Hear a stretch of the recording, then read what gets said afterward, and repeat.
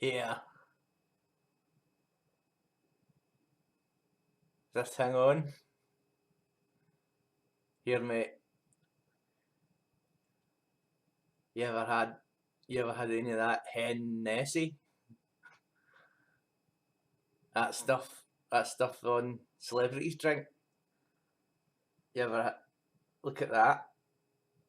Have you ever had any of that Hennessy? Like it says cognac. So the Hennessy is a brandy that doesn't strip for a living and hails from the Cognac region of France, where they turn wines into something even better, spirits.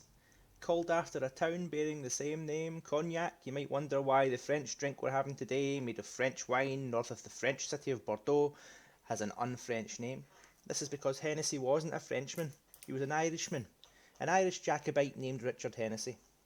The distillery went up in the year 1765, the same year that the first internal tax levied directly on American colonists by the British Parliament.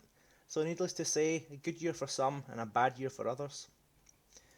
Since 1765, the company stayed in the family, going through name changes and collaborating with other luxury brands such as Moet, Louis Vuitton, Christian Dior, and even Guinness. The status of Hennessy has been stamped in modern culture as pure luxury by bragging of such rich as seeking musicians as Sean Paul, Snoop Dogg, Beyonce, Drake, and much more. Even Kim Jong il spent over $700,000 a year on cognacs. Drinking it on its own, I would say that the drink's okay, but nothing special to be honest. It's a bit rough, a bit fiery, almost reminds you of a not terrible whiskey in the way it hits you.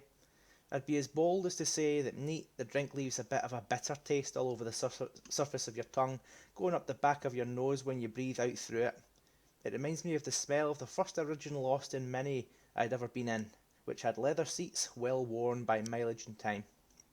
Where the drink's strengths lie, in my opinion, seems to be when it's mixed and combined with other concoctions.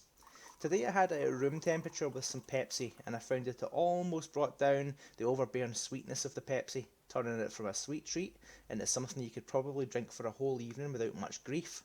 The taste was fine, not amazing, but fine, and I'd be happy to drink it at a party, or chilling in my computer seat, writing music, or watching guys build cabins in the wilderness on YouTube.